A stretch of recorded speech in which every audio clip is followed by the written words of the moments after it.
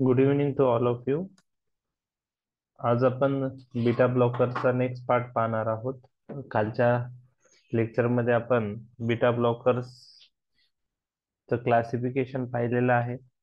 त्यानंतर आपण adrenergic system कसं कार्य करते बीटा रिसेप्टर थ्रू ते पाहिलं आहे. आणि त्यानंतर मग बीटा ब्लॉकर्स यूज केल्यामुळं काय काय गोष्टी होऊ शकतात ते आपण पाहतो आहोत. तर त्यामध्ये आपण फार्मेकोलॉजिकल ऍक्शन्स प्रोपॅनॉलच्या पाहतोय. प्रोपॅनॉलॉल हा नॉन सिलेक्टिव्ह बीटा ब्लॉकर असल्यामुळं तो बीटा 1 आणि बीटा 2 दोन्ही रिसेप्टर ब्लॉक करतो. आणि हा प्रोपॅनॉलॉल प्रोटोटाइप ड्रग असल्यामुळे तो आपण डिस्कस करत आहोत डिटेलमध्ये. Day to day clinical practice मध्ये कार्डिओ सिलेक्टिव्ह बीटा ब्लॉकर्स हे जास्त प्रामुख्याने प्रेफर केले जातात कार्डिओव्हॅस्क्युलर कंडिशनसाठी. परंतु ज्या नॉन कार्डिओव्हॅस्क्युलर युजेस आहे बीटा ब्लॉकरचे त्यामध्ये प्रोपॅनॉलॉलचा रोल आहे काही कंडिशन मध्ये. तर यामध्ये आता फार्मेकोलॉजिकल ऍक्शन मध्ये आपण वेगवेगळ्या सिस्टीमवर प्रोपॅनॉलचे ऍक्शन काय होतील ते आपण पाहणार आहोत. ऑलरेडी हार्ट रिलेटेड ऍक्शन मी तुम्हाला सांगितलेली आहे की propranolol decreases heart rate, decreases AV conduction, decreases contraction of the heart. त्यामुळे निगेटिव्ह क्रोनोट्रॉपिक, ड्रोमोट्रॉपिक आणि आयनोट्रॉपिक इफेक्ट प्रोपॅनॉलॉल मुळे दिसून येतो. प्रोपॅनॉलॉल चा इफेक्ट अजून हार्ट रिलेटेड आपण O2 सप्लाय O2 डिमांड वर पाहिलेला आहे. अंजायनाच्या पेशंटमध्ये O2 supply O2 demand imbalance होतो आणि प्रोपॅनॉलॉल ऑक्सिजन डिमांड कमी करतो by decreasing work of the heart, by decreasing heart rate, by decreasing contraction. पण at the same time propranolol O2 supply पण अफेक्ट करतो. O2 सप्लाय कमी होतो कारण प्रोपॅनॉलॉल व्हॅसो कॉन्स्ट्रिक्शन करतो. आणि कार्डिओसिलेक्टिव्ह बीटा ब्लॉकर हे व्हॅसो कॉन्स्ट्रिक्शन करत नसल्यामुळं प्रोपॅनॉलॉलच्या ऐवजी ते ड्रग चांगले आहेत अंजायनामध्ये. आपण अंजायनाचे प्रकार पण पाहिले. क्लासिकल अंजायना ज्यामध्ये एक्झर्शन झाल्यावर पेन होतं. प्रिन्झमेटल अंजायना त्यालाच व्हेरियंट अंजायना म्हणतात, त्यालाच व्हॅसोस्पास्टिक अंजायना म्हणतात. तो सडन व्हॅसोस्पाझम झाल्यामुळे होतो, त्यामध्ये रेस्टिंग पेन असतं. तर प्रोपॅनॉलॉल मुळं व्हॅसोकॉन्स्ट्रिक्शन होऊन O2 सप्लाय कमी होतो. त्यामुळं प्रोपॅनॉलॉल आपण व्हेरियंट अंजायनामध्ये अवॉइड केलं पाहिजे. व्हेरियंट अंजायनामध्ये प्रोपॅनॉलॉल आपण कॉन्ट्रा इंडिकेटेड आहे असं म्हणतो. क्लासिकल अंजायनामध्ये प्रोपॅनॉलॉल आपण देऊ शकतो, परंतु कार्डिओसिलेक्टिव्ह बीटा ब्लॉकर यूज केलेलं बेटर राहणार. तर यामध्ये त्रिपाठीमध्ये अजून एक पॉइंट मेन्शन केलेला आहे की जे व्हॅसोकॉन्स्ट्रिक्शन जो इफेक्ट आहे प्रोपॅनॉलॉलचा, ओके, तर व्हॅसोकॉन्स्ट्रिक्शन झाल्यामुळे करोनरी ब्लड फ्लो कमी होतो. तर हा जनरली सब इपिकार्डियल रिजन मधला ब्लड फ्लो कमी होतो आणि अंजायनाची साईट ही सब एंडोकार्डियल रिजन असते. त्याच्यामुळं O2 सप्लाय जरी कमी करत असेल प्रोपॅनॉलॉल, तरी पण तो अंजायनाची साईट जी कॉमन आहे सब एंडोकार्डियल रिजन तिथला O2 सप्लाय जास्त हॅम्पर करत नाही. त्यामुळे ओव्हरऑल प्रोपॅनॉलॉल दिल्याने O2 सप्लाय O2 डिमांड मध्ये इम्प्रूव्हमेंट दिसून येते. O2 डिमांड जास्त कमी करतं. O2 सप्लाय जरी थोडा कमी येतो असला तरी पण overall improvement in the O2 supply O2 demand जर आपण कम्पेअर केलं तर त्यात इम्प्रूव्हमेंट येते. त्यामुळं बीटा ब्लॉकर्स आपण अंजायनामध्ये यूज करतो. तर युजेस मध्ये परत येणार आहेच. हार्ट फेल्युअर मध्ये मी तुम्हाला सांगितलं की कॉम्पेन्सेटरी हार्ट फेल्युअर मध्ये बीटा ब्लॉकर आपण यूज करू शकतो, पण डिकॉम्पेन्सेटरी हार्ट फेल्युअर मध्ये बीटा ब्लॉकर्स कॉन्ट्रा इंडिकेटेड आहे. रिझन पण मी कालच्या लेक्चर मध्ये सांगितलेलं आहे, त्यात मी डिटेल जात नाही. आता पुढचा पार्ट जो आहे, at least heart related decrease heart rate, decrease heavy conduction, decrease contraction of the heart, एवढ्या 3 ऍक्शन जरी लिहिल्या त्याच्यापेक्षा जास्त काही लक्षात नाही ठेवलं तरी चालू शकतं. बरोबर आहे. आता बाकी ऍडिशनल पॉइंट्स आपण पाहतोय एक्झाम व्यतिरिक्त, म्हणजे एक्झाम पेपरमध्ये ते 3 ऍक्शन लिहिल्या मोर दॅन सफिशियंट आहे. परंतु आता बाकीच्या काही गोष्टी मी तुमच्याशी डिस्कस करत आहे. जे नॉर्मल सब्जेक्ट असतात त्यात व्हेंट्रिक्युलर डायमेन्शन कमी होता बीटा ब्लॉकरने, परंतु जे पेशंटमध्ये कार्डियाक रिझर्व कमी झालेला आहे, म्हणजे हार्ट फेल्युअरचे पेशंट आहे, त्यांच्यात डायलिटेशन होऊ शकतो. त्यामुळे हार्ट फेल्युअर प्रेसिपिटेटही होऊ शकतो. म्हणून हार्ट फेल्युअर मध्ये यूज करताना बीटा ब्लॉकर कॉशियसली यूज केले पाहिजे. कॉम्पेन्सेटरी हार्ट फेल्युअर मध्ये कार्डियाक आउटपुट रिस्टोर झाल्यानंतर to arrest pathological remodeling of the heart, to arrest fibrosis, apoptosis, hyperplasia और हायपरट्रॉफी ऑफ द हार्ट आपण बीटा ब्लॉकर यूज करतो, पण विथ कॉशन पाहिजे, cautiously use करायचे. आणि डिकॉम्पेन्सेटरी हार्ट फेल्युअर मध्ये बीटा ब्लॉकर ऍब्सोल्युटली कॉन्ट्राइंडिकेटेड आहे. तर हा एक एमसीक्यू आहे, कोणत्या हार्ट फेल्युअर मध्ये बीटा ब्लॉकर आपण यूज करायला नाही पाहिजे. तर stage 4 heart failure, decompensatory heart failure. Okay. आता हा पॉइंट पण नेक्स्ट जो मी डिस्कस करणार आहे, नाही लक्षात ठेवला तरी चालेल. Beta blocker propranolol prolong systole by retarding conduction, AV conduction delay करतं आणि त्याच्यामुळे तो सिस्टोल प्रोलॉंग करतो. तर ती कार्डियक सायकल ही फिजिओलॉजी मध्ये तुम्हाला आलेली असेल. फिजिओलॉजी जेव्हा तुम्ही शिकलेला असताल तर कार्डियक सायकल असते, त्यात सिस्टोल डायस्टोल असे 2 पार्ट पडतात. तर सिस्टोल हे प्रोलॉंग करतात आणि त्याच्यामुळं synergy of contraction of ventricular fibre he disturb होऊ शकते. तर लक्षात राहिलं तर ठेवा, नाही राहिलं तर इट्स ओके. आता ऍड्रेनर्जिक ड्रगची जी कार्डिओस्टिम्युलंट ऍक्शन आहे ती बीटा ब्लॉकर ब्लॉक करतं, परंतु डिगॉक्झिन, कॅल्शियम हे जे अदर एलिमेंट्स आहेत ते पण कार्डियक स्टिम्युलंट इफेक्ट दाखवतात, त्यांच्या ऍक्शन ते ब्लॉक करत नाही, कारण हे सिम्पॅथेटिक सिस्टीमला ब्लॉक करणारे ड्रग आहे, ऍड्रेनर्जिक सिस्टीमला ब्लॉक करणारे ड्रग आहेत. ब्लड वेसल, तर प्रोपॅनॉलॉलची ब्लड वेसलवर ऍक्शन काय असणार आहे, आपण पाहिलेलं आहे की प्रोपॅनॉलॉल व्हॅसोकॉन्स्ट्रिक्शन करतो. तर नॉर्मली ऍड्रेनालिन बीटा 2 रिसेप्टरवर ऍक्ट झाल्यानंतर स्मूथ मसल रिलॅक्स होऊन व्हॅसोडायलेटेशन होतं. जर आपण बीटा ब्लॉकर्स यूज केले, तर बीटा ब्लॉकर्स यूज केल्यामुळं व्हॅसो कॉन्स्ट्रिक्शन होतं आणि व्हॅसो कॉन्स्ट्रिक्शन झाल्यामुळं टीपीआर इन्क्रीज होतो. ओके. आपण सुरुवातीला पाहिलेलं आहे ब्लड प्रेशर म्हणजे काय. Blood pressure is a product of cardiac output into total peripheral resistance. Okay. मग आपल्याला जर ब्लड प्रेशर कमी करायचं असेल तर असे ड्रग दिले पाहिजे की जे कार्डियक आउटपुट कमी करतील, किंवा जे टीपीआर कमी करतील, किंवा ते ड्रग दोन्ही कमी करतील, असे ड्रग आपण दिले पाहिजे. तर प्रोपेनॉलॉल यूज केल्यामुळं यामध्ये कार्डियक आउटपुट आणि टीपीआर पैकी काय कमी होईल आणि काय वाढेल. जर प्रोपॅनॉलॉल यूज केलं तर कार्डियक आउटपुट कमी होईल का जास्त वाढेल. नहीं हुई कार्डियक आउटपुट। कम होगा। कार्डियक आउटपुट कम होगा, लेकिन what will be the effect on TPR. TPR वाढेल। टीपीआर वाढेल। टीपीआर इन्क्रीज होईल। त्यामुळं त्यामुळं त्यामुळं जेव्हा आपण प्रोपॅनॉलॉल यूज करतो त्यावेळेस कार्डियक आउटपुट कमी होतोय, टीपीआर वाढतोय.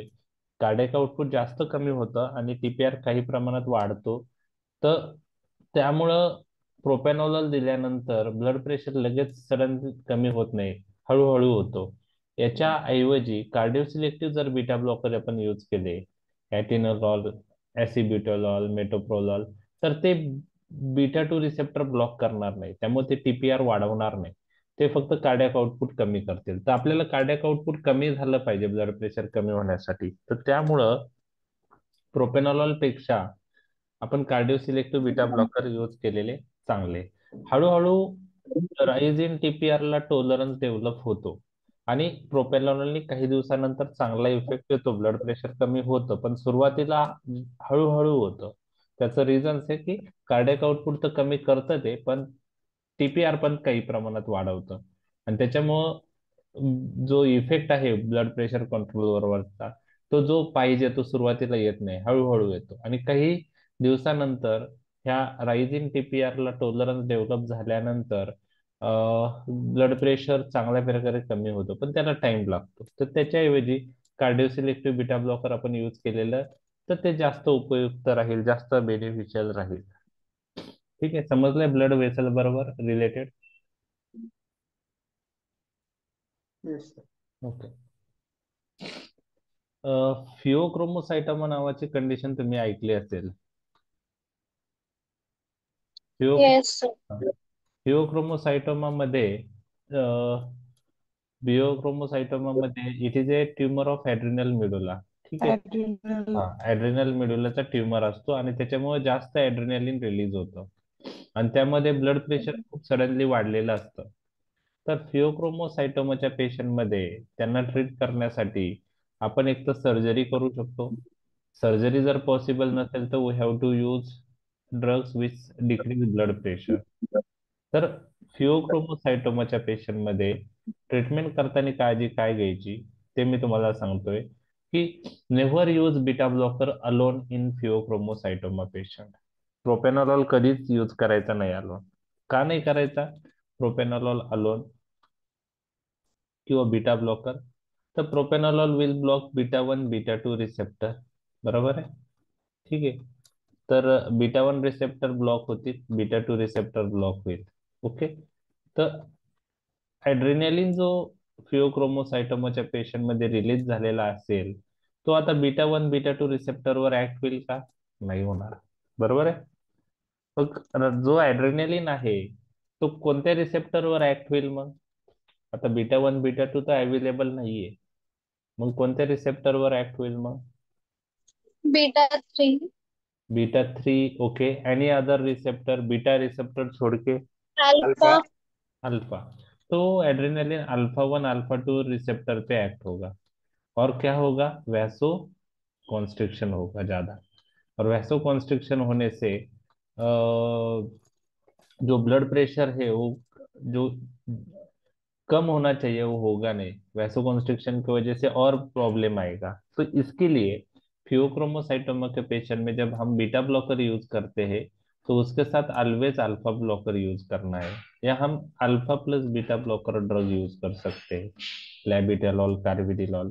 तो never use beta blocker alone in pheochromocytoma patient, always use alpha blocker along with beta blocker. एक तो alpha blocker beta blocker combination use करो, नहीं तो जो बीटा ब्लॉकर है उसको अल्फा ब्लॉकिंग प्रॉपर्टी है जैसे लैबिटेलॉल है कार्बिडिलॉल है वो यूज करो.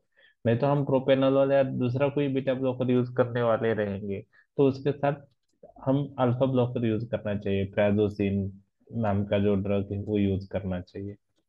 ठीक है. तो total peripheral resistance increase. Okay. आता प्रोपेनॉलच्या मेकॅनिझम ऑफ ऍक्शन हायपरटेन्शन मध्ये कसं ते इफेक्टिव्ह आहे ते आपण पाहिलं. कार्डियक आउटपुट कमी होतो आणि त्याच्यामुळे तो इफेक्टिव्ह आहे. सुरुवातीला टीपीआर वाढतो परंतु त्यानंतर त्याला टॉलरन्स डेव्हलप होतं आणि दोन्ही सिस्टोलिक डायस्टोलिक बीपी त्यानंतर कमी होतात. काही ऍडिशनल ऍक्शन्स आहे प्रोपेनॉलॉलला, त्या कोणत्या आहेत ज्या बीपी कमी करण्यासाठी उपयुक्त ठरतात? एक म्हणजे जस्टाग्लोमेरुलर सेलवरचे बीटा 1 रिसेप्टर ब्लॉक झाल्यामुळं रेनिन रिलीज कमी होतं आणि आपल्याला माहिती आहे रेनिन हा रास सिस्टीम ऍक्टिव्हेट करतो. रास सिस्टीम मुळे अँजिओटेन्सिन 2 बनतं. अँजिओटेन्सिन 2 बनल्यामुळं सोडियम आणि वॉटर रिटेन्शन होतं, व्हॅसोकॉन्स्ट्रिक्शन होतं. तर रेनिन रिलीज नाही झालं तर अँजिओटेन्सिन 2 मेडिएटेड व्हॅसोकॉन्स्ट्रिक्शन सोडियम वॉटर रिटेन्शन होणार नाही आणि ब्लड प्रेशर कमी होण्यास मदत होते. ती ऍडिशनल ऍक्शन आहे प्रोपेनॉलॉलची, that will also seen with cardioselective beta blocker, कारण तिथं बीटा 1 रिसेप्टर ब्लॉक झाल्यामुळे ती ऍक्शन होते. तर ती पण तुम्हाला माहित पाहिजे. त्यानंतर अजून ऍक्शन जी आहे ती तुम्हाला, आता ह्या ऍक्शन नाही लक्षात ठेवलं तरी चालेल, जस्ट आपण ऍडिशनल ऍक्शन्स पाहतोय anti hypertension point of view. तुम्हाला माहिती आहे presynaptic neuron, post synaptic neuron आणि synaptic cleft. Okay. Presynaptic neuron मध्ये ऍड्रेनालिन स्टोअर असतो. जे ऍड्रेनालिन रिलीज होतं प्रीसिनॅप्टिक न्यूरॉन मध्ये ते पोस्ट सिनॅप्टिक अल्फा बीटा रिसेप्टरवर ऍक्ट होतं आणि काही ऍड्रेनालिन बीटा 2 रिसेप्टरवरही ऍक्ट होतं आणि बीटा 2 जीएस टाईप येते ते अजून ऍड्रेनालिन नॉर ऍड्रेनालिनचं रिलीज वाढवतात. तर बीटा रिसेप्टर ब्लॉक झाल्यामुळं प्रीसिनॅप्टिक न्यूरॉन मधून बीटा 2 रिसेप्टर ब्लॉक झाल्यामुळं प्रीसिनॅप्टिक न्यूरॉन मधून नॉरएड्रेनालिनचा रिलीज कमी होतं. ते एक लक्षात ठेवायचं आहे. रेनिन रिलीज कमी होतं, ती ऍक्शन मी पण तुम्हाला सांगितली. Non selective beta blocker propranolol central sympathetic outflow पण कमी करतात, त्यानेही बीपी कमी होतो. तर ह्या सगळ्या गोष्टी तुम्हाला माहित पाहिजे. तर लास्ट जी पॉइंट आहे तो नाही लक्षात ठेवला तरी चालेल. जस्ट मी तुम्हाला सांगतो. Beta blocker propranolol enhances the rise in BP cause by adrenaline. मी आता फिओक्रोमोसायटोमाची जी केस सांगितली ती याच्याशीच रिलेटेड आहे. ऍड्रेनलिन अल्फा आणि बीटा रिसेप्टरवर ऍक्ट होतो. प्रोपेनॉलॉल दिल्याने बीटा रिसेप्टर ब्लॉक झाले तर जो पण ऍड्रेनालिन आहे that will divert to alpha receptor, जास्त व्हॅसोकॉन्स्ट्रिक्शन होईल आणि ऍड्रेनालिन मुळे जे राईज इन बीपी तो एनहान्स होईल. ते आपण पाहिलेलं आहे आता फिओक्रोमोसायटोमाची जी केस आहे. त्याचप्रमाणे आता आयसोप्रिनेलिन नावाचा ड्रग तुम्हाला आठवतोय का, कोणत्या रिसेप्टरवर तो ऍक्ट होत होता?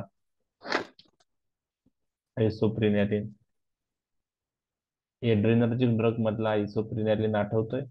तो बीटा 1, बीटा 2 आणि बीटा 3 रिसेप्टरवर अगोनिस्ट म्हणून कार्य करतो. अल्फा ऍक्शन नाहीये त्याला, त्यामुळं बीटा 1 रिसेप्टरवर ऍक्ट होऊन कार्डियाक आउटपुट वाढेल. बीटा 2 रिसेप्टरवर ऍक्ट होऊन अगोनिस्टिक इफेक्ट आयसोप्रिनेलिनचा आल्यामुळे स्मूथ मसल रिलॅक्सेशन होऊन व्हॅसोडायलेटेशन होईल.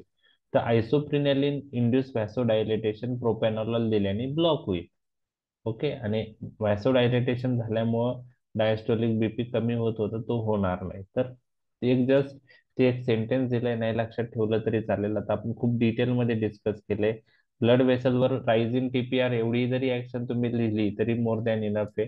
हार्टवर decrease, heart rate decrease, contraction decrease, AV conduction इतकी जरी ऍक्शन लिहिली तर मोर दॅन इनफ आहे. त्याच्यापेक्षा जास्त we are not expecting in long question 7 मार्कच्या. फक्त अंडरस्टँडिंग पॉईंट ऑफ व्ह्यू आपण डिटेलमध्ये डिस्कस करत आहे. तर exam point of view scenario different आहे, त्याच्यात एवढं आपण डिस्कस करतोय तेवढं लिहायची गरज नाही.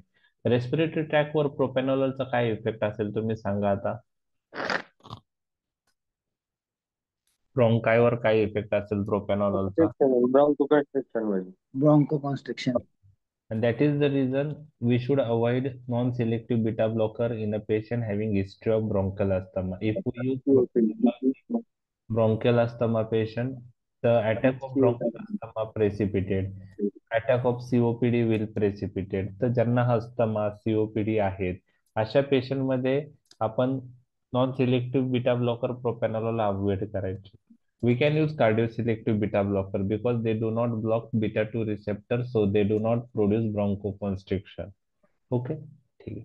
सीएनएस ऍक्शन जी आहे ती बीटा ब्लॉकरची सेंट्रल सिम्पॅथेटिक आउटफ्लो कमी करतात बीटा ब्लॉकर, आणि त्याच्यामुळे ब्लड प्रेशर कमी होण्यास मदत होते. तर ही ऍडिशनल ऍक्शन तुम्हाला लक्षात ठेवायची. रिसेप्टर आपण जे डिस्कस केलेत काल त्याच्याशी रिलेटेड नाही, त्याच्यावरून लक्षात ठेवणं पॉसिबल नाही. तर सीएनएस ची ऍक्शन सेंट्रल सिम्पॅथेटिक आउटफ्लो कमी होते, आणि काही non specific action beta blockers मुळे दिसून येतात. त्यामुळं ते ऍडव्हर्स इफेक्ट मध्ये पण लिहिण्यासाठी तुम्हाला महत्वाचे आहेत. त्या नॉन स्पेसिफिक सीएनएस ऍक्शन कोणत्या आहेत मी तुम्हाला सांगत आहे. म्हणजे सीएनएस रिलेटेड काही नॉन स्पेसिफिक ऍक्शन आहे. कोणत्या नॉन स्पेसिफिक ऍक्शन आहे की बीटा ब्लॉकर्स लिथार्जी प्रोड्यूस करतात, फॉरगेटफुलनेस बीटा ब्लॉकर मुळे दिसून येतं, ड्रीमिंग वाढतं. त्याचप्रमाणे नाईट मिअर्स, रात्री झोपेत डचकून उठतात तर ते नाईट मिअर्स. तर त्या सगळ्या गोष्टी बीटा ब्लॉकर मुळे दिसून येतात. त्याचं एक्झॅक्ट रिझन क्लिअर नाहीये, लॉजिक त्याचं किंवा मेकॅनिझम क्लिअर नाहीये. तर lethargy, forgetfulness, increase dreaming, nightmares हे बीटा ब्लॉकरचे साईड इफेक्ट आहे. त्याचप्रमाणे तुम्हाला हे लक्षात ठेवायचे की सीएनएस रिलेटेड ऍक्शन मध्ये जी एन्झायटी आहे ते सप्रेस करतं बीटा ब्लॉकर. परंतु मी काल सांगितलं की प्रोपॅनॉलॉल हे पेरिफेरल ऍक्शन मुळे जास्त एन्झायटी मध्ये इम्प्रुव्हमेंट आणतं. पाल्पिटेशन, ट्रिमर्स कमी का होता की पेरिफेरल ऍक्शन जे आहे बीटा ब्लॉकरचे त्यामुळं. ओके, तर स्ट्रेसफुल कंडिशन मध्ये एक्झामचा स्ट्रेस असेल तर त्यावेळेस काही डॉक्टर्स प्रोपॅनॉलॉल प्रिस्क्राईब करतात टू सप्रेस एन्झायटी.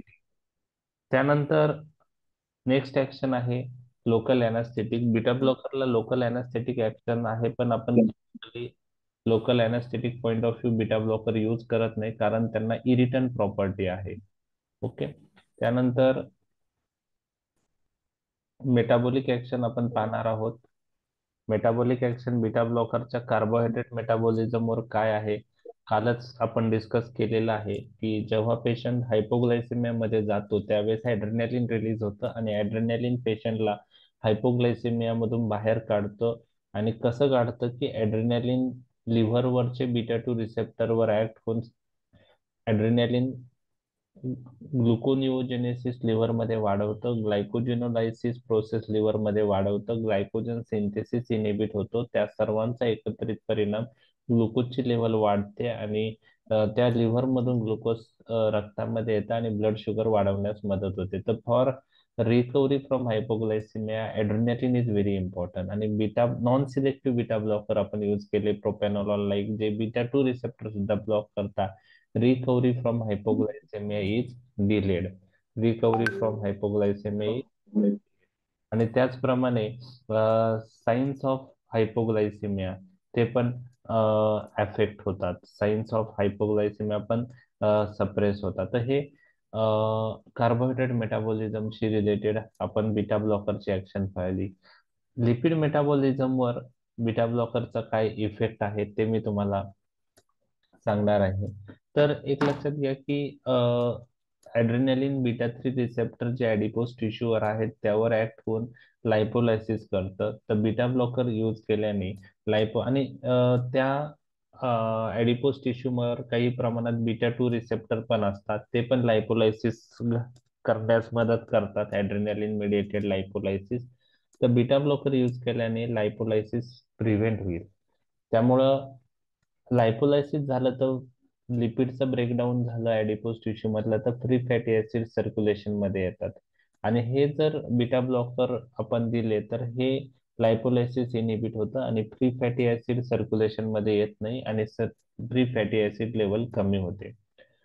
आता जे लिपिड प्रोफाईल आहे त्याच्यावर नॉन सिलेक्टिव्ह बीटा ब्लॉकरचा काय परिणाम आहे हा पॉईंट तुम्हाला लक्षात ठेवायचा आहे, कारण कार्डिओ सिलेक्टिव्ह बीटा ब्लॉकर आणि नॉन सिलेक्टिव्ह बीटा ब्लॉकर मध्ये फरक आहे. लिपिड मेटाबॉलिझम वरच्या ऍक्शन मध्ये नॉन सिलेक्टिव्ह बीटा ब्लॉकर ट्रायग्लिसराईडची लेवल वाढवतात, एलडीएल एचडीएल कोलेस्ट्रॉलचा जो रेशो आहे तो वाढवतात. ट्रायग्लिसराईड आपल्या शरीरासाठी हानिकारक आहे. एलडीएल एचडीएल रेशो वाढवतं म्हणजे एलडीएल ची लेवल वाढते, एचडीएल ची कमी होते, त्यामुळे रेशो वाढतो. त्यामुळं परत हार्मफुल इफेक्ट येतात. तर हे जे डिलिटेरियस इफेक्ट म्हणतो किंवा हार्मफुल इफेक्ट म्हणतो लिपिड प्रोफाईलवर, हे नॉन सिलेक्टिव्ह बीटा ब्लॉकर मुळे दिसतात. कार्डिओ सिलेक्टिव्ह बीटा ब्लॉकर व हे हार्मफुल इफेक्ट जे आहेत लिपिड प्रोफाईलवरचे ते दिसत नाही. आणि हा एक ऍडव्हान्टेज आहे कार्डिओ सिलेक्टिव्ह बीटा ब्लॉकरचा. तर हे लिपिड मेटाबॉलिझम वरचा इफेक्ट मी तुमच्याशी डिस्कस केला.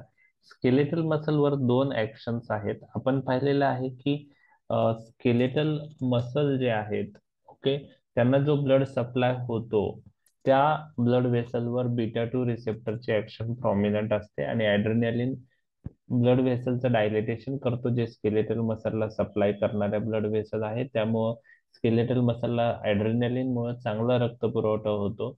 आणि ऍड्रेनालिन स्केलेटल मसल मध्ये म्हणजे इथे एक ऍक्शन आहेच, ओके, की व्हॅसो डायलेटेशन केल्यामुळे blood flow to the skeletal muscle वाढतो.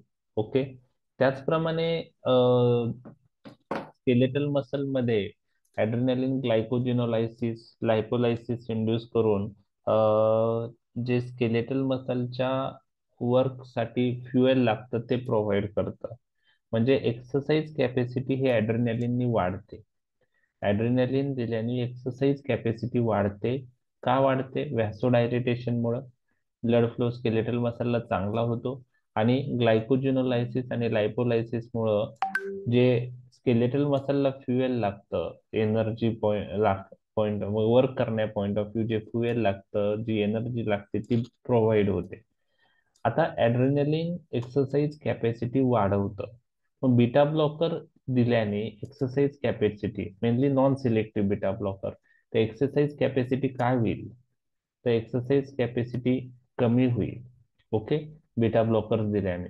तर बीटा ब्लॉकर्स दिल्याने प्रोपॅनॉलॉल यूज केल्यामुळं जे स्केलेटल मसलच्या ब्लड व्हेसल्स आहेत त्या कॉन्स्ट्रिक्ट होतील, blood flow to the skeletal muscle कमी होईल.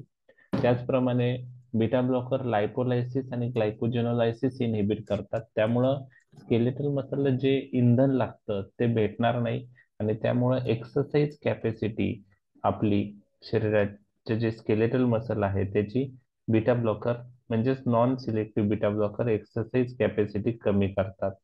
तर हे तुम्हाला लक्षात ठेवायचं आहे. Propranolol responsible for decrease in exercise capacity of skeletal muscle. Cardio selective beta blocker बरोबर ती ऍक्शन दिसणार नाही, कारण ते बीटा टू रिसेप्टरवर ऍक्ट होत नाही. ओके, त्याच्यामुळं व्हॅसोकॉन्स्ट्रिक्शन होणार नाही, ग्लायकोजिनोलायसिस लायपोलायसिस जे इनिबिट होतो ते होणार नाही. त्यामुळं एक्सरसाइज कॅपॅसिटी कमी करण्याची जो ड्रॉबॅक आहे तो नॉन सिलेक्टिव्ह बीटा ब्लॉकरचा आहे, कार्डिओ सिलेक्टिव्ह बीटा ब्लॉकरचा नाही.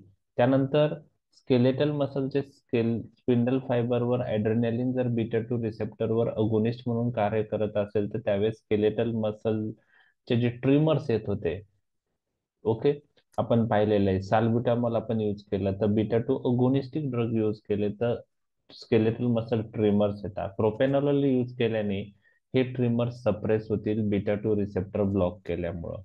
आता याच्यामध्ये cardio selective beta blocker use केल्याने ट्रिमर्स ब्लॉक होणार नाही किंवा ट्रिमर सप्रेस होणार नाही, तिथं बीटा टू ब्लॉकिंग प्रॉपर्टीज लागते. तर ॲड्रिनेलिन इंड्यूस जे ट्रिमर आहे ते प्रोपॅनॉलॉल इनहिबिट करतं.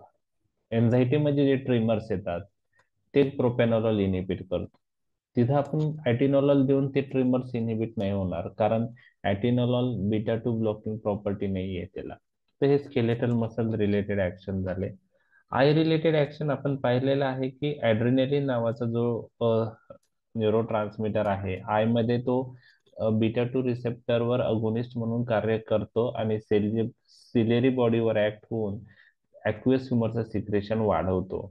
आणि त्याच्यामुळं बीटा ब्लॉकर जर यूज केले जे बीटा टू ब्लॉकिंग प्रॉपर्टी वाले आहेत त्यांनी आय मधून सिलेरी बॉडी मधलं ऍक्वियस ह्युमर सिक्रेशन इनिबिट होतं आणि त्यामुळं बीटा ब्लॉकर्स इंट्राऑक्युलर प्रेशर कमी करतात आणि त्याच्यामुळं बीटा ब्लॉकर्स जे टॉपिकली बीटा ब्लॉकर अवेलेबल आहे टिमोझॉल नावाचा ड्रग आहे तर तो ग्लाउकोमा मध्ये आपण यूज करतो, ज्याला आपण काचबिंदू असं म्हणतो.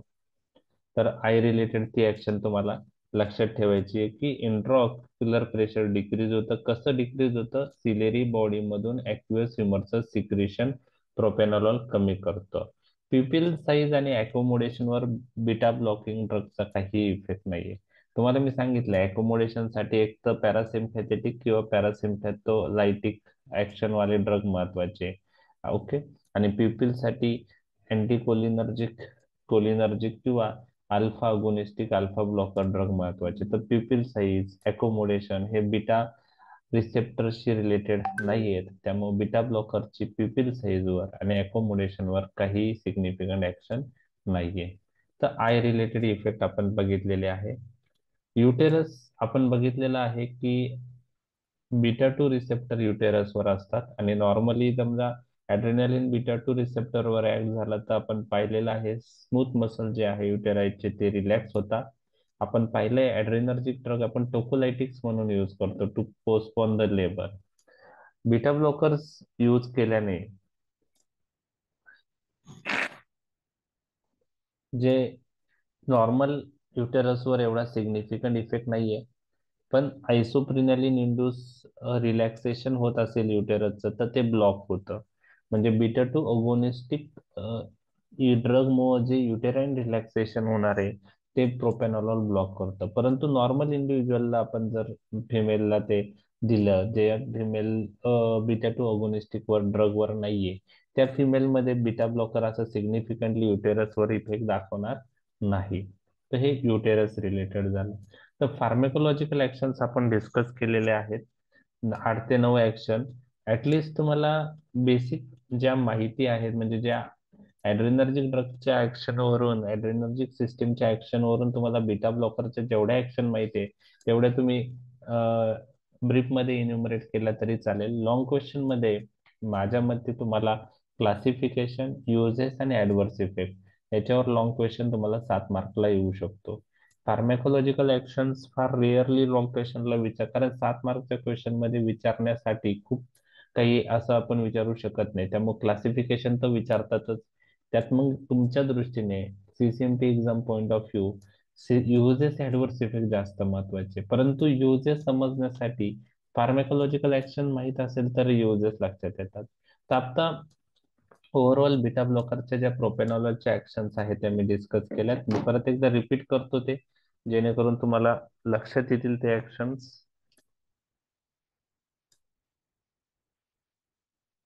तर हार्टवर आता मी फक्त बेसिक ऍक्शन सांगणार आहे, म्हणजे त्या तुम्हाला एक्झाम मध्ये लिहिता आल्या पाहिजे. हार्टवर decrease heart rate, decrease AV conduction, decrease contraction of the heart, decrease cardiac output. Okay. त्यानंतर ब्लड व्हेसलवर non selective beta blocker increases total peripheral resistance. Cardio-selective beta blockers do not increase total peripheral resistance because cardio-selective beta blockers do not produce vasoconstriction. हे तुम्हाला सांगितलं. Blood respiratory tract non selective beta blocker produce bronchoconstriction. CNS related action, decrease central sympathetic outflow, lethargy, forgetfulness, increased dreaming, nightmares. Local anesthetic action, but not used due to irritant property. Metabolic, carbohydrate metabolism, recovery from hypoglycemia is delayed. Lipid metabolism, inhibit lipolysis, decrease free fatty acid level. Lipid metabolism, lipid प्रोफाईलवर deleterious effect आहे. ट्रायग्लिसराईडची level वाढवतं. LDL HDL ratio, LDL HDL ratio increase होतो. That is a deleterious to harmful effect on lipid profile. Cardioselective beta blockers do not have deleterious effect on the lipid profile, ते तुम्हाला लक्षात ठेवायचं आहे. त्यानंतर स्केलेटल मसलवर एक्सरसाइज कॅपॅसिटी कमी होती skeletal मसलची. प्रोपेनॉलॉल skeletal मसलचे जे ट्रिमर्स आहे, ओके, ऍड्रेनालिन मुळे किंवा ऍड्रेनर्जिक ड्रग मुळे होणाऱ्या ट्रिमर्स ते ब्लॉक करतो. आय मध्ये ऍक्वियस ह्युमरचं सिक्रेशन कमी होऊन इंट्राऑक्युलर प्रेशर कमी होतं. युटेरसवर सिग्निफिकंट ऍक्शन नाहीये नॉर्मल इंडिव्हिज्युअल मध्ये, पण beta two agonist induce relaxation हे ड्रग ब्लॉक करतात. त्यानंतर ह्या 8 ऍक्शन आपल्या झालेल्या आहेत, बघितलेल्या आहेत. लक्षात आलेत फार्मॅकोलॉजिकल ऍक्शन्स?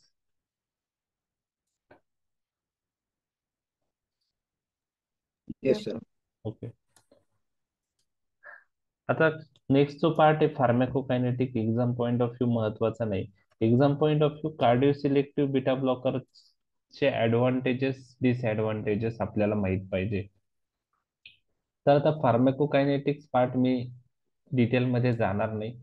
शॉर्ट मध्ये absorption, distribution, metabolism, excretion discuss करत आहे. प्रोपेनॉलॉलचा ओरल ऍब्सॉर्प्शन चांगला आहे, परंतु त्याचं first pass metabolism very high आहे. म्हणजे जो ड्रग देतो आपण ओरली, तर तो लिव्हर मध्ये आल्यानंतर पोर्टल सर्क्युलेशन मधून ऍब्सॉर्ब झाल्यावर खूप अमाऊंट ही मेटाबोलाइज होते आणि त्याच्यामुळं त्याची ओरल बायबिलिटी कमी आहे. ओरली आपल्याला डोस जास्त द्यावा लागतो. म्हणून ओरल आणि पॅरेंटल डोसचं कंपॅरिझन केलं तर ओरल डोस हा 40 टाइम्स पॅरेंटल डोस आहे, म्हणजे 40 टाइम जास्त आहे. Food increases absorption of propranolol. Actually food खूप सारे ड्रगचं ऍब्सॉर्प्शन कमी करतात, पण प्रोपॅनॉलचं ऍब्सॉर्प्शन फूड वाढवतात. Distribution well distributed in the body, penetrate blood-brain barrier, 90% plasma protein bound drug आहे. Metabolism in the liver by glucuronide conjugation. आता हे मेटाबॉलिझम कशाने होतं, काय होतं, त्या सगळ्या गोष्टी लक्षात ठेवणं अवघड आहे. Excretion through kidney. ओके. आता ड्रग इंटरॅक्शन्स एक्झाम मध्ये तुम्हाला विचारण्याचे चान्सेस कमी आहेत, परंतु डे टू डे क्लिनिकल प्रॅक्टिसमध्ये ज्यावेळेस आपण पॉलिफार्मसी यूज करतो बेसिकली ओल्ड एज पेशंटमध्ये, त्यावेळेस ड्रग इंटरॅक्शनचे चान्सेस असतात आणि त्याचं नॉलेज असणं गरजेचं आहे. आता बीटा ब्लॉकर्स आणि व्हरापामिल एकत्र दिल्याने काय होऊ शकतं? व्हरापामिल नावाचा ड्रग तुम्हाला माहिती आहे, डिल्टाझेम नावाचे ड्रग तुम्हाला माहिती आहे, कोणत्या ग्रुपचे येते? व्हरापामिल, डिल्टाझेम. व्हरापामिल आणि डिल्टाझेम कोणत्या ग्रुपचे ड्रग आहेत?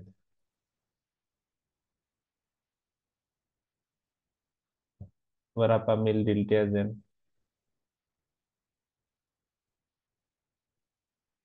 माहिती आहे व्हरापामिल, डिल्टाझेम, रिफिडिपिन, अॅम्लोडिपिन.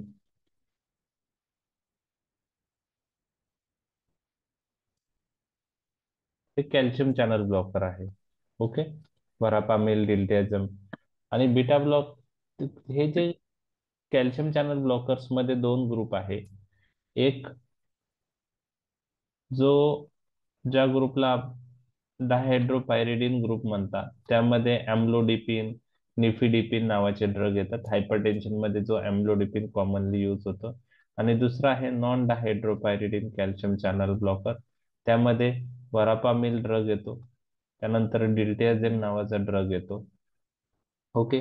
तर verapamil, diltiazem calcium channel blocker हार्टवर इनिबिटरी इफेक्ट करतात. डिजिटली पण एव्ही कंडक्शन जे आहे तो डिले करतो. त्यामुळं सेम फार्मॅकोलॉजिकल ऍक्शन्स वाले ड्रग एकत्र दिल्याने हार्टवर ऍडिटिव्ह इफेक्ट येऊ शकतो. म्हणजे व्हरापामिल, डिल्टाझेम बरोबर बीटा ब्लॉकर यूज केले, व्हरापामिल प्लस बीटा ब्लॉकर, ओके, तर मोर कार्डिओ डिप्रेसंट ऍक्शन येऊ शकते. डिगॉक्झिन प्लस बीटा ब्लॉकर दिलं तर मोर कार्डिओ डिप्रेसंट ऍक्शन येऊ शकतो, कार्डियक अरेस्ट होऊ शकते. म्हणून त्याला साठी कॉशन घेणं गरजेचं आहे.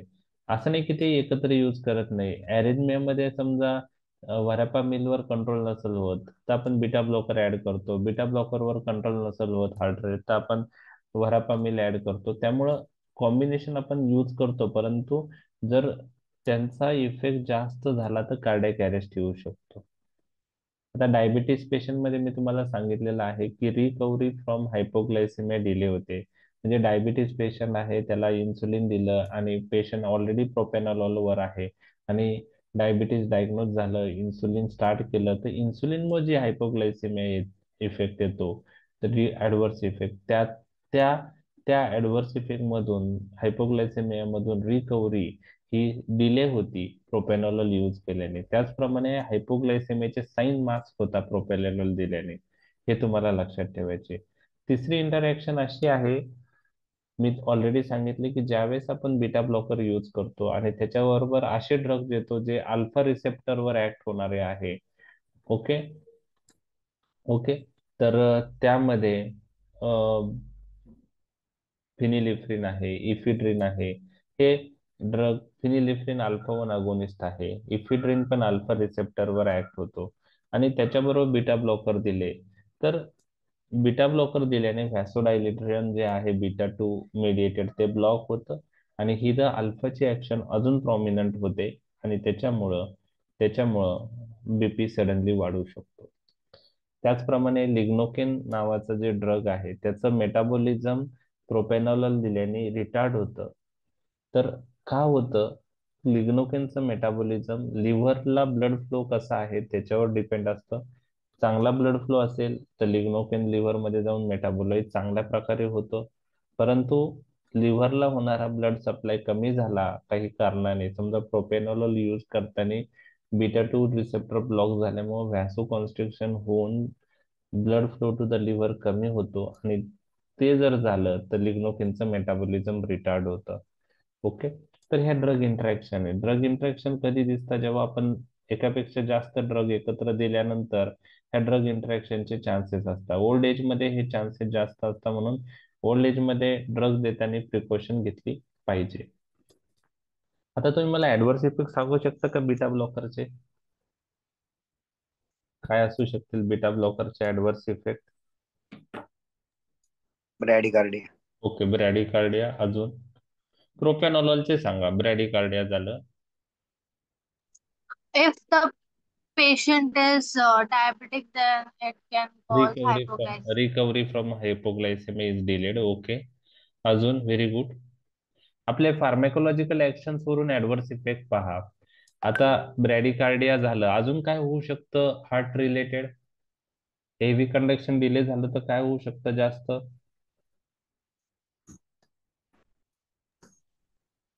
अरेथमिया. अरेथमिया नाही. अरेथमिया मध्ये तर आपण बीटा ब्लॉकर यूज करतो, म्हणजे हार्ट रेट वाढलेले असेल. अरेथमिया म्हणजे ज्यात हार्ट रेट कमी, ॲबनॉर्मल हार्ट रेटला आपण अरेथमिया म्हणतो. बरोबर आहे. तर एव्ही कंडक्शन जास्त डिले झालं तर एव्ही ब्लॉक होऊ शकतो, पार्शियल किंवा कम्प्लीट एव्ही ब्लॉक. लक्षात आलं? कार्डियाक आउटपुट खूप कमी झालं तर काय होईल? शॉक में भी जा सकता है ना पण. हायपोटेन्शन. हायपोटेन्शन किंवा हार्ट फेल्युअर मध्ये जाऊ शकतो पेशंट. बरोबर आहे. म्हणजे आपण कॉम्पेन्सेटरी हार्ट फेल्युअर मध्ये यूज करतो. बरोबर आहे. परंतु डिकॉम्पेन्सेटरी हार्ट फेल्युअर मध्ये आपण ते अवॉइड करतो बीटा ब्लॉकर. बरोबर. ओके. कार्डियाक आउटपुट खूप कमी झालं, कार्डियाक अरेस्ट हो, म्हणजे कार्डियाक अरेस्ट पण येऊ शकतो जर बीटा ब्लॉकर ची ऍक्शन जास्त झाली तर, कॉन्ट्रॅक्शन कमी होऊन. तर हे हार्ट रिलेटेड ऍक्शन वरून तुम्हाला लक्षात आलं. बरोबर आहे. रेस्पिरेटरी सिस्टीम रिलेटेड काय ऍडव्हर्स इफेक्ट होऊ शकतो मग? Asthma aggravate. Asthma aggravate. Precipitation of asthma. Okay. तेच तुम्हाला लॉजिक, म्हणजे ऍडव्हर्स इफेक्ट पाठ करायचे नाही, जे तुम्ही आतापर्यंत ऍक्शन्स पाहिले त्याच्यावर. Precipitation of bronchial asthma, COPD, ते तुम्ही सांगू शकता. अजून अजून काय होऊ शकतं? CNS related non specific adverse effect मी तुम्हाला सांगितलेत पहा, त्याला लॉजिक नाहीये. म्हणजे बीटा टू रिसेप्टरशी रिलेटेड नाही, ते non specific. Forgetfulness, lethargy, nightmare, lethargy. Increase dreaming. Okay. तर तसे तुम्हाला ऍडव्हर्स इफेक्ट तिथं क्लिक होत आहे पहा. म्हणजे फार्मॅकोलॉजिकल ऍक्शन्स मुळे काय, एक्सरसाइज कॅपॅसिटी काय होईल प्रोपॅनॉलॉलनी? कमी होईल, ते तुम्हाला सांगायचं आहे. बरोबर आहे. लिपिड प्रोफाईलवर काय ऍबनॉर्मल इफेक्ट आहे. एलडीएल एचडी ट्रायग्लिसराइड्स वरती. वाढतो, ट्रायग्लिसराइड. कार्डिओ सिलेक्टिव्ह बीटा ब्लॉकरचा बेनिफिशियल इफेक्ट आहे, पण यांचा. ओके. तर हे असे ऍडव्हर्स इफेक्ट तुम्हाला त्यावरून लक्षात ठेवायचे आहे. बरोबर आहे. जे पेरिफेरल व्हॅस्क्युलर डिसीजचे पेशंट असतात किंवा रेनाउंड्स फेनामेना म्हणतात, थंडीमध्ये पहा हात जे बोट आहे ते काळे निळे पडतात. Okay. Due to reflex vasoconstriction. तर पेरिफेरल व्हॅस्क्युलर डिसीज जे आहे, रेनाउंड्स डिसीज आहे, ओके, बर्जर डिसीज आहे, ह्या पेशंटमध्ये नॉन सिलेक्टिव्ह बीटा ब्लॉकर दिल्याने बीटा टू रिसेप्टर ब्लॉक झाल्यामुळं, व्हॅसोकॉन्स्ट्रिक्शन झाल्यामुळं ब्लड फ्लो कमी होतो. ब्लड फ्लो जो आहे तो लिम्सला कमी जातो आणि त्याच्यामुळं पेरिफेरल व्हॅस्क्युलर डिसीज ऍग्रिवेट होऊ शकतात non selective beta blocker. Cardio selective beta ब्लॉकरने होणार नाही, कारण त्यांना बीटा टू ब्लॉकिंग प्रॉपर्टी नसल्यामुळे व्हॅसोकॉन्स्ट्रिक्शन होणार नाही.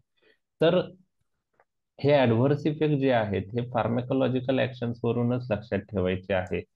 तर पहा, माइल्ड ऍडव्हर्स इफेक्ट आहे. ब्रॅडिकार्डिया तुम्ही सांगितलेला आहे. हार्ट फेल्युअर प्रेसिपिटेट होऊ शकतो किंवा मायोकार्डियल इन्सफिशियन्सी असेंच्युएट होऊ शकते, कारण सिम्पॅथेटिक ऍक्टिव्हिटी हे ड्रग ब्लॉक करतात किंवा सिम्पॅथेटिक सप्लाय जो आहे तो कमी करतात. परंतु हार्ट फेल्युअर मध्ये मी तुम्हाला सांगितलं की कॉम्पेन्सेटरी हार्ट फेल्युअर मध्ये कार्डियक आउटपुट रिस्टोर झाल्यानंतर बीटा ब्लॉकर आपण यूज करतो. ओके. तर हार्ट फेल्युअर ऍडव्हर्स इफेक्ट मध्ये आहे किंवा कॉन्ट्राइंडिकेशन मध्ये आहे, परंतु कोणता हार्ट फेल्युअर तुम्हाला लक्षात ठेवायचं? डी कॉम्पेन्सेटरी हार्ट फेल्युअर मध्ये ते कॉन्ट्राइंडिकेटेड आहे, पण कॉम्पेन्सेटरी हार्ट फेल्युअर मध्ये आपण यूज करतो. ब्रॅडिकार्डिया पेशंटला होऊ शकतो. मग 6 सायनस ज्याच्यात एसए नोडचा प्रॉब्लेम आहे, अशा पेशंट मध्ये बीटा ब्लॉकर देणं जनरली टाळलं पाहिजे. त्यांच्या सिव्हिअर ब्रॅडिकार्डिया मध्ये जाऊ शकतो पेशंट. ओके.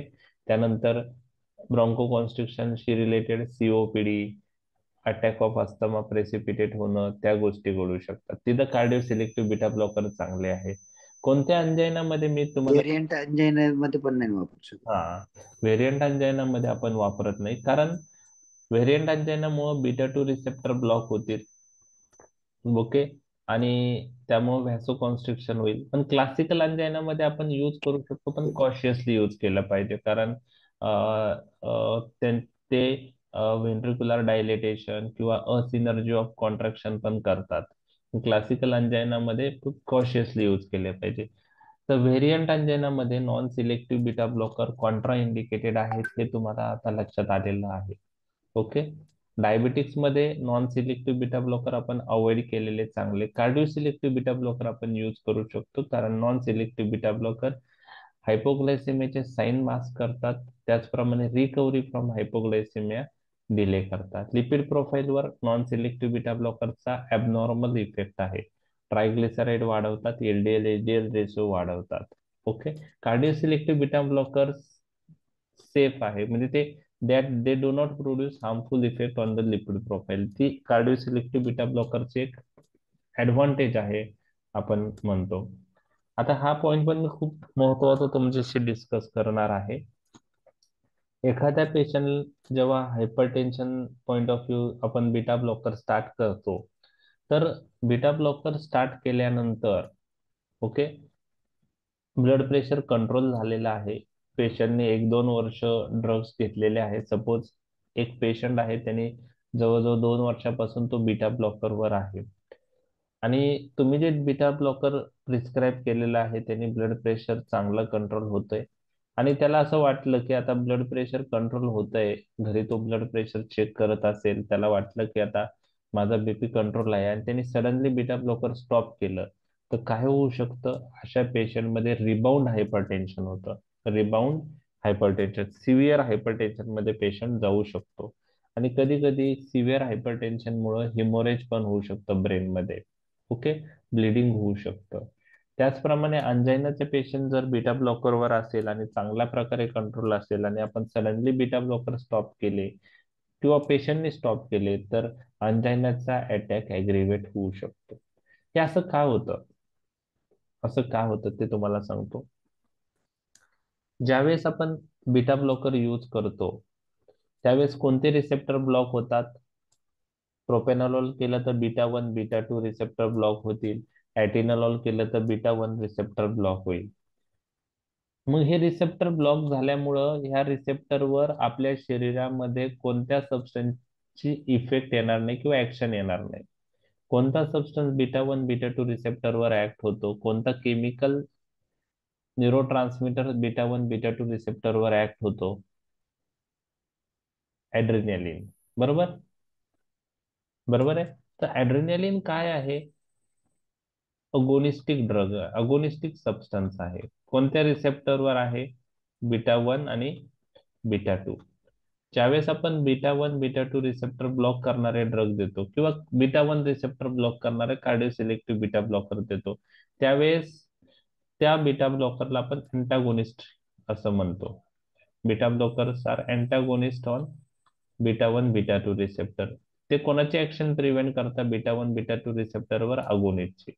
आणि खूप दिवस अँटागोनिस्ट यूज केल्यामुळं ह्या बीटा 1 बीटा 2 रिसेप्टरची सेन्सिटिव्हिटी अगोनिस्टला खूप वाढलेली असते, कारण अगोनिस्ट तिथे ऍक्ट होत नाहीये. त्यामुळे बीटा 1 बीटा 2 रिसेप्टरची जी सेन्सिटिव्हिटी आहे ती अगोनिस्टला खूप वाढलेली असते, आणि आपण सडनली बीटा ब्लॉकर स्टॉप केले, तर ह्या सेन्सिटिव्हिटी वाढलेल्या रिसेप्टरवर अगोनिस्टिक सबस्टन्स बाइंड होणार नंतर, आणि ऍड्रेनालिन बाइंड होऊन बीटा 1 रिसेप्टरवर ऍक्ट होऊन कार्डियाक आउटपुट वाढवणार, बीपी वाढवणार. तर याला जेव्हा आपण ब्लॉकर्स यूज करतो खूप दिवस, त्यावेळेस रिसेप्टरची सेन्सिटिव्हिटी अगोनिस्टला वाढते. त्याला अपरेग्युलेशन ऑफ द रिसेप्टर म्हणतात. काय म्हणतात? Upregulation of the receptor. Upregulation of the receptor कधी होतं? जेव्हा आपण काय यूज करतो जास्त दिवस? अँटागोनिस्ट. आणि अँटागोनिस्ट सडनली स्टॉप केले, तर त्यामुळं अँटागोनिस्ट स्टॉप केल्यामुळं अपरेग्युलेशन ऑफ द रिसेप्टर झालेलं आहे, सेन्सिटिव्हिटी ऑफ द रिसेप्टर अगोनिस्टला वाढलेली आहे. जसं अँटागोनिस्ट स्टॉप करू तसं अगोनिस्ट सबस्टन्स इथं बाइंड होईल, अगोनिस्टची ऍक्शन वाढेल, आणि मग बीटा ब्लॉकर सडनली स्टॉप केले तर रिबाउंड हायपरटेन्शन, अंजायनाचा अटॅक प्रेसिपिटेट होऊ शकतो. याच्या विरुद्ध काय आहे? Down regulation of the receptor. Down regulation of the receptor म्हणजे सेन्सिटिव्हिटी अगोनिस्टला कमी होणे. कधी होतं हे? ज्यावेळेस आपण अगोनिस्ट खूप दिवस यूज केला, त्यावेळेस रोज अगोनिस्ट यूज करतो आहोत, तर त्या रिसेप्टरची सेन्सिटिव्हिटी अगोनिस्टला कमी होते. बरोबर आहे, त्याला आपण down regulation of the receptor म्हणतो, आणि त्याच्यामुळं अगोनिस्टचा इफेक्ट काही दिवसांनी कमी कमी होतो. फॉर एक्झाम्पल, आता साल्ब्युटामॉल हा बीटा 2 अगोनिस्टिक ड्रग आहे, ब्रोंकोडायलेटर आहे, अस्थमात यूज करतोय. तर साल्ब्युटामॉल रोज यूज केल्याने बीटा 2 रिसेप्टरची सेन्सिटिव्हिटी साल्ब्युटामॉल विषयी कमी होणार आहे, आणि त्यामुळे साल्ब्युटामॉलचे ऍक्शन काही दिवसांनी कमी होते. त्याला down regulation of the receptor म्हणतो आपण. अगोनिस्ट खूप दिवस यूज केल्यानंतर रिसेप्टरची सेन्सिटिव्हिटी अगोनिस्टला कमी होणं, त्याला डाऊन रेग्युलेशन म्हणतो. अप रेग्युलेशन कधी होतं? जेव्हा अँटागोनिस्ट खूप दिवस यूज केला, त्याच्यामुळं रिसेप्टरची सेन्सिटिव्हिटी अगोनिस्टला वाढते, त्याला up regulation of the receptor म्हणतात. 2 मार्कला अप रेग्युलेशन डाऊन रेग्युलेशन आलं तर लक्षात येईल तुम्हाला. जनरल फॉर्मॅट मध्ये मी डिस्कस केलं होतं, इथं परत एकदा डिस्कस केलेलं आहे. ओके, तुम्हाला मी ते पण सांगितले की ज्या पेशंटला हार्ट ब्लॉक आहे, पार्शियल किंवा कम्प्लीट हार्ट ब्लॉक, त्या पेशंटमध्ये आपण प्रोपॅनॉल अवॉइड केलं पाहिजे. काल पण आपलं डिस्कशन झालेलं आहे. एक्सरसाइज कॅपॅसिटी, स्केलेटल मसलची बीटा ब्लॉकर्स कमी करतात, टायरनेस वाढवतात. Cardio selective beta blockers exercise capacity कमी करत नाही.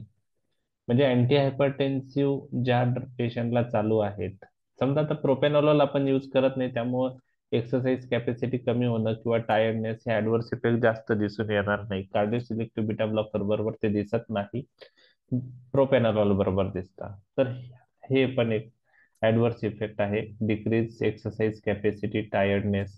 Okay, cold hands and feet, मी तुम्हाला सांगितलं during winter vasodilatory beta receptor block झाले बीटा 2, तर कोल्ड हँड्स अँड फीट होतं. पेरिफेरल व्हॅस्क्युलर डिसीज असेल पेशंटला तर तो वर्सन होतो.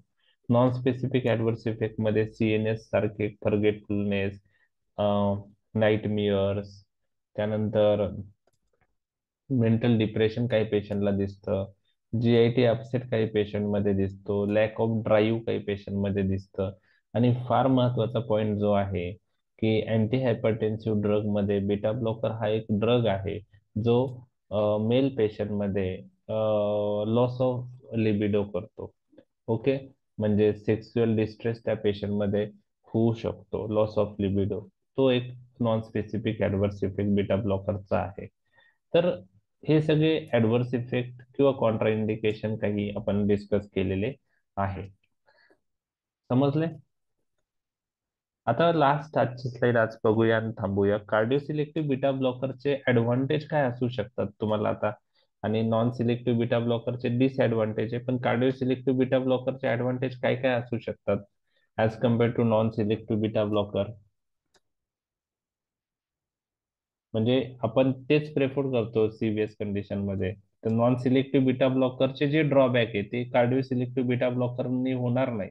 मग कोणते ऍडव्हान्टेज कार्डिओ सिलेक्टिव्ह बीटा ब्लॉकरचे तुम्हाला माहित आहेत? आतापर्यंतच्या डिस्कशन मध्ये कळले असतील तुम्हाला. कार्डिओ सिलेक्टिव्ह बीटा ब्लॉकरचे ऍडव्हान्टेजेस 2 मार्कला आले युनिव्हर्सिटीमध्ये. What are the advantages of cardio selective beta blocker over non selective?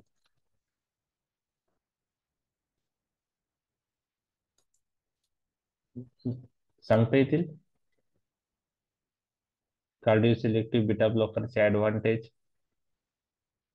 अस्थमामध्ये वापरू शकतो. व्हेरी गुड, तेच आहे. तुम्ही लॉजिकली सांगा. अस्थमामध्ये आपण cardio selective beta blocker safely use करू शकतो. नॉन सिलेक्टिव्ह बीटा ब्लॉकर अस्थमाचा अटॅक प्रेसिपिटेट करतात. बरोबर आहे. डायबेटिक पेशंट मध्ये करू शकतो. Cardio selective beta blocker safer आहे. रिकव्हरी फ्रॉम हायपोग्लायसिमिया डिले होत नाही. बरोबर. तिसरं, एक्सरसाइज कॅपॅसिटी रिड्यूस होईल का यांनी कार्डिओ सिलेक्टिव्ह बीटा ब्लॉकरने? एक्सरसाइज कॅपॅसिटी का कमी होते नॉन सिलेक्टिव्ह बीटा ब्लॉकरने? Beta 2 receptor block beta 2 receptor skeletal मसलवर स्केलेटल मसलवरचे, त्याच्यामुळे ब्लड वेसलवरचे बीटा 2 रिसेप्टर ब्लॉक झाल्यामुळे व्हॅसो कॉन्स्ट्रिक्शन होतं, blood flow to the skeletal muscle कमी होतो. बीटा टू रिसेप्टर ब्लॉक झाल्यामुळे ग्लायकोजिनोलायसिस लायपोलायसिस इनहिबिट होतं, त्यामुळे स्केलेटल मसलला जे फ्युएल लागतं ते भेटत नाही आणि एक्सरसाइज कॅपॅसिटी कमी होते. कार्डिओ सिलेक्टिव्ह बीटा ब्लॉकरने एक्सरसाइज कॅपॅसिटी कमी होईल का? नाही होणार. का नाही नाही होणार? होणार. बीटा टू ऍक्शन नाहीये, बीटा टू ब्लॉकिंग ऍक्शन नाहीये. ओके. लिपिड प्रोफाईल कशात ॲबनॉर्मल दिसतो? नॉन सिलेक्टिव्ह मध्ये दिसतो का cardio? Non selective. Non selective म्हणजे पहा 3-4 बर. कोल्ड हँड अँड फिट्स कोणत्या पेशंट मध्ये कोणत्या बीटा ब्लॉकर बरोबर दिसतील? नॉन सिलेक्टिव्ह का cardio selective? Non non selective. Selective. Non selective म्हणजे फार्मेकोलॉजिकल ऍक्शन्स वरूनच कार्डिओ सिलेक्टिव्ह बीटा ब्लॉकरचे ऍडव्हान्टेज तुम्हाला क्लिअर झालेले आहे. 2 मार्कला तुम्हाला आलं what are the advantages of cardio selective beta blocker, give 2 example of cardio selective beta blocker, असा जर क्वेश्चन आला तर हे क्वेश्चन तुमचा बेसिक क्लिअर असेल तरच लिहिता येतो. तर 2 मार्कचे जे क्वेश्चन आहे सीसीएमपी एक्झाम मध्ये जे येतात ते तुमचं बेसिक टेस्ट करतात, नॉलेज टेस्ट करतात. बरोबर आहे. त्या युजेस म्हणलं तुम्ही लिहू शकता, परंतु हे पार्ट तुमचा तुमच्या अंडरस्टँडिंगशी रिलेटेड आहे. ओके. तर तेच मी तुम्हाला सांगतोय. पहा सॅलियंट फ्युचर काय आहे advantage, lower propensity to cause bronchoconstriction, म्हणजे ब्रॉन्को कॉन्स्ट्रिक्शन ते कमी, म्हणजे त्यांचे चान्सेस कमी आहे. Less interference with carbohydrate metabolism and glycogenolysis, safer in diabetes, म्हणजे recovery from hypoglycaemia is not delay. तिसरं, lower incidence of cold hand and feets, less chances of precipitation of Raynaud phenomena, थंडीमध्ये हात जे बोट थंडीमुळे reflex व्हॅसोकॉन्स्ट्रिक्शन झाल्यामुळे जे काळे निळे पडतात त्याला रेनाउंड फेनॉमेना म्हणतात ना, तर हे कार्डिओ सिलेक्टिव्ह बीटा ब्लॉकरने होण्याचे चान्सेस कमी आहे. No or less deleterious effect on lipid profile. आणि 5वा, एक्सरसाइज कॅपॅसिटी इम्पेअर्ड नाही होत, less liable to impaired exercise capacity. Okay. लक्षात आलं तुमचे हे 5 ऍडव्हान्टेजेस? बरोबर आहे. ते तुमचे क्लिअर झाले पाहिजे, लक्षात राहिले पाहिजे. एखादा 2 लक्षात राहतात, बाकीचे राहत नाही. त्यामुळे तुम्ही ते फार्माकोलॉजिकल ऍक्शन वरून कसे लक्षात ठेवायचे, एक एक्सरसाइजशी रिलेटेड, एक लिपिड प्रोफाईलशी, एक ब्लड वेसलचं कोल्ड हँड अँड फीडशी, एक डायबिटीसशी रिलेटेड, एक अस्थमाशी रिलेटेड आहे, असं जरी लक्षात ठेवलं तरी तुम्हाला ते 5 ऍडव्हान्टेजेस क्लिक व्हायला मदत होईल. आता काही कंडिशन मध्ये कार्डिओ सिलेक्टिव्ह बीटा ब्लॉकर आपण म्हणू शकतो की इनइफेक्टिव्ह आहे. जसं इसेन्शियल ट्रिमर्स ज्यांना असतात त्या पेशंट मध्ये आपण cardio selective beta blocker use करू शकत नाही, तिथं प्रोपॅनॉलच लागणार आहे. बीटा टू ब्लॉकिंग ऍक्शन असेल तर ट्रिमर सप्रेस होणार आहे.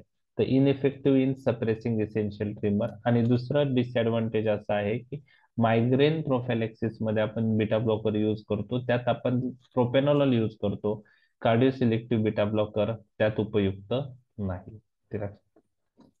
तर हे झालं कार्डिओ सिलेक्टिव्ह बीटा ब्लॉकरचे ऍडव्हान्टेज तुम्हाला माहित पाहिजे. डिसएडव्हान्टेज नसेल माहित तरी चालतं, पण advantages of cardio selective beta blocker over non selective beta blocker तुम्हाला एक्झाम मध्ये, व्हायवा मध्ये किंवा 2 मार्कला 100% जर त्याच्यावर क्वेश्चन असेल तर तो विचारला जाऊ शकतो. ठीक. तर राहिलेला पार्ट आपण उद्या डिस्कस करूया. समजलाय आजचा पार्ट? हो सर. ओके. Yes sir. ठीक. तर आता याच्यात सिम्पॅथ जे इंट्रेन्सिक सिम्पॅथोमायमेटिक ऍक्टिव्हिटी वाले जे पॉइंट आहे तो मला डिस्कस करायचा आहे. इंट्रेन्सिक सिम्पॅथोमायमेटिक ऍक्टिव्हिटी म्हणजे काय आणि त्याचा इम्पॉर्टन्स काय ते मी तुमच्याशी 2 मिनिटात डिस्कस करतो. अजून आपल्याला 5-10 मिनिटं आहेत. बरोबर. काही बीटा ब्लॉकर्स असे आहेत ज्यांना इंट्रेन्सिक सिम्पॅथोमायमेटिक ऍक्टिव्हिटी आहे. त्यांना आपण पार्शियल अगोनिस्टिक ऍक्टिव्हिटी पण असं म्हणतो. कोणते बीटा ब्लॉकरला इंट्रेन्सिक सिम्पॅथोमायमेटिक ऍक्टिव्हिटी आहे? पिंडोलॉल, ऍसिब्युटोलॉल, सेलिप्रोलॉल. तुम्ही कॅप नावाचं निमोनिक लक्षात ठेवू शकता. सेलिप्रोलॉल, ए म्हणजे ऍसिब्युटोलॉल आहे, ऍटिनोलॉल नाही, आणि पी म्हणजे प्रोपेनॉलॉल नाही, पिंडोलॉल. त्यांना इंट्रिन्सिक सिम्पॅथोमायमेटिक ऍक्टिव्हिटी आहे. त्यांनाच आपण partial agonistic effect on beta receptor असं म्हणतो. म्हणजे हे तर बीटा ब्लॉकर्स आहेत, बरोबर. हे ड्रग बीटा ब्लॉकर्स आहे, ते बीटा रिसेप्टर ब्लॉक करताय. पण त्यांना ऍडिशनल काय ऍक्शन आहे? Partial agonistic action. त्याला इंट्रिन्सिक सिम्पॅथोमायमेटिक ऍक्टिव्हिटी असे म्हणतात. त्याचं सिग्निफिकन्स काय आहे ते मी तुमच्याशी डिस्कस करत आहे. बीटा ब्लॉकर्सचा हार्ट रेटवर इफेक्ट काय आहे? बीटा ब्लॉकर्स हार्ट रेट काय करतात? कमी. कमी. ओके. आता मी दोन बीटा ब्लॉकर्स तुमच्याशी डिस्कस करणार आहे. एक आहे प्रोपॅनॉलॉल, ओके, आणि दुसरा आहे ऍसिब्युटोलॉल. याच्यामध्ये इंट्रिन्सिक सिम्पॅथोमायमेटिक ऍक्टिव्हिटी कोणाला आहे? प्रोपॅनॉलॉलला आहे का ऍसिब्युटोलॉलला आहे? ऍसिबिटोल. बर, इंट्रिन्सिक सिम्पॅथोमायमेटिक ऍक्टिव्हिटी आहे. ओके. आता सपोज, आता आपल्याला लक्षात घ्या, आपल्याला त्या बीटा ब्लॉकरचे आपण हार्ट रेट कमी ऍक्शन कॉन्सन्ट्रेट करा. प्रोपॅनॉलॉल हार्ट रेट कमी करतोय. आता बघा, सपोज सपोज ओके, एक्झाम्पल आपण बघतोय. सपोज हार्टवर 15 बीटा 1 रिसेप्टर प्रेझेंट आहे. किती आहेत? 15.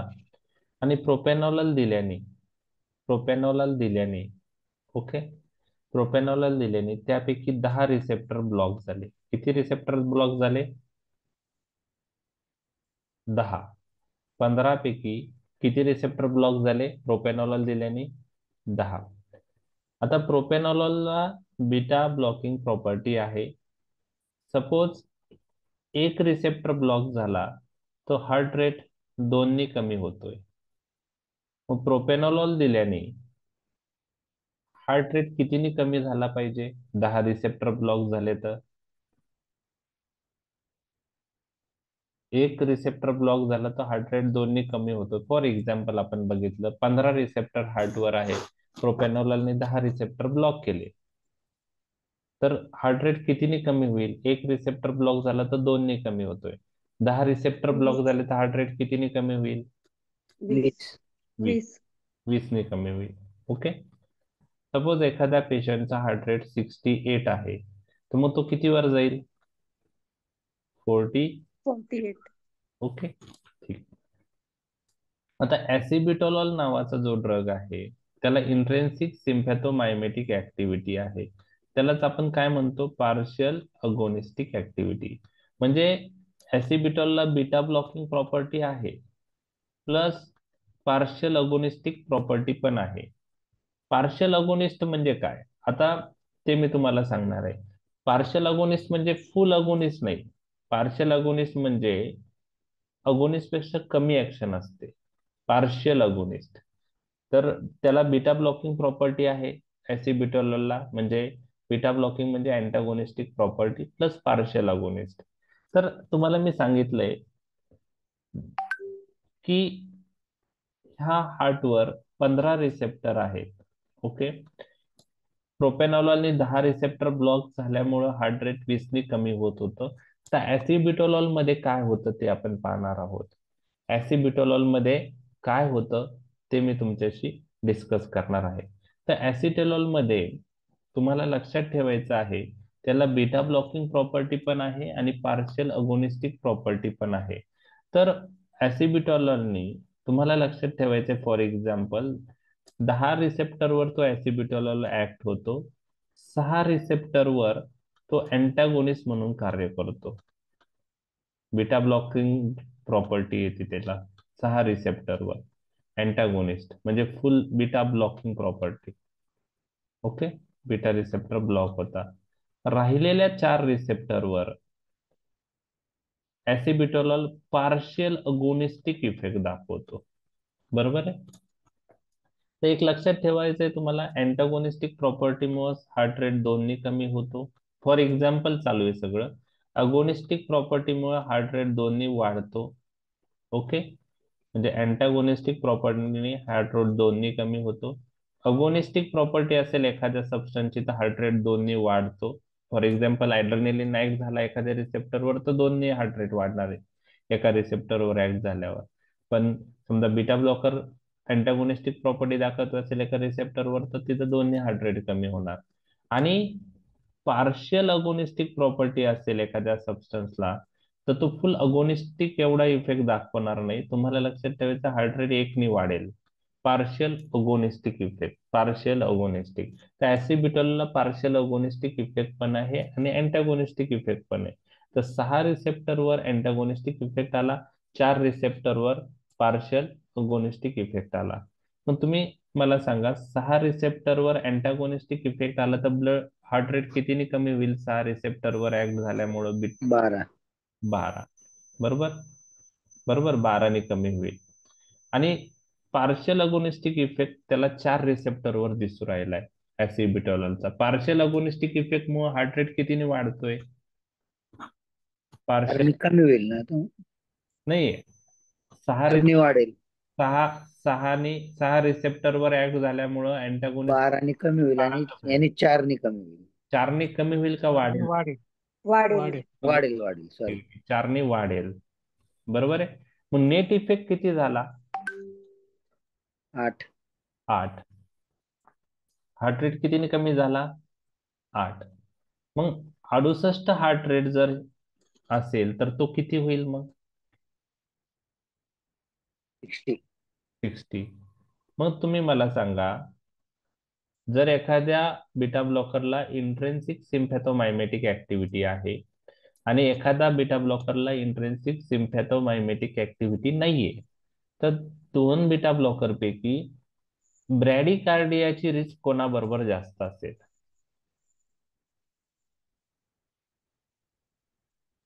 इंट्रेन्सिक वाल्याच्या सोबत. इंट्रेन्सिक वाल्याच्या सोबत. प्रोपेनॉलवर. प्रोपेनॉल. प्रोपॅनोलाला म्हणजे इंट्रेन्सिक सिम्पॅथोमायमेटिक ऍक्टिव्हिटी असणाऱ्या बीटा ब्लॉकर बरोबर हायपो ब्रॅडिकार्डियाची रिस्क जास्त आहे का इंट्रेन्सिक सिम्पॅथोमायमेटिक ऍक्टिव्हिटी नसलेल्या बीटा ब्लॉकर बरोबर? नसलेले. नसलेल्या बीटा ब्लॉकर. प्रोपॅनॉलला इंट्रेन्सिक सिम्पॅथोमॅटिक ऍक्टिव्हिटी नाहीये ना. ते थोडक्यात काय, ज्या बीटा ब्लॉकरला इंट्रेन्सिक सिम्पॅथोमायमेटिक ऍक्टिव्हिटी आहे अशा बीटा ब्लॉकर बरोबर ब्रॅडिकार्डियाची रिस्क काय असते? कमी असते. ऍसिबिटॉलॉलने 68 किती झाला? 60च झाला ना. म्हणजे 8नेच कमी झाला. इकडं 68 48 झाला म्हणजे तो सडन ब्रॅडिकार्डियामध्ये गेलेला आहे. बरोबर आहे. बरोबर आहे. म्हणजे इंट्रेन्सिक सिम्पॅथोमायमेटिक ऍक्टिव्हिटी असणाऱ्या बीटा ब्लॉकरची ऍडव्हान्टेज काय आहे की अशा बीटा ब्लॉकर मुळे बरोबर ब्रॅडिकार्डियाची रिस्क काय असते?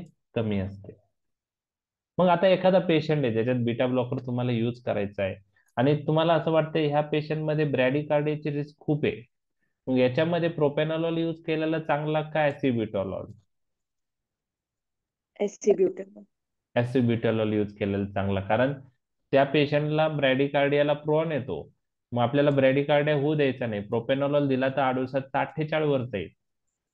ऍसिब्युटॉलॉल दिला तर 68चा किती वर जाईल? 60 वर. म्हणजे तो ब्रॅडिकार्डियामध्ये जाणार नाही सडनली.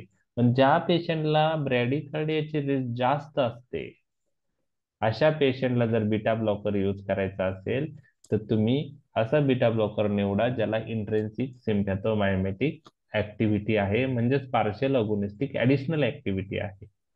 लक्षात आलं? तर हे इंट्रेन्सिक सिम्पॅथोमायमेटिक ऍक्टिव्हिटीचं ऍडव्हान्टेज झालं. म्हणजे मी तुम्हाला एक एक्झाम्पलच्या माध्यमातून सांगितलं. थोडक्यात तुम्हाला याचा सारांश काय लक्षात ठेवायचा आहे की ज्या बीटा ब्लॉकरला इंट्रेन्सिक सिम्पॅथोमायमेटिक प्रॉपर्टी असते अशा बीटा ब्लॉकर बरोबर ब्रॅडिकार्डियाची रिस्क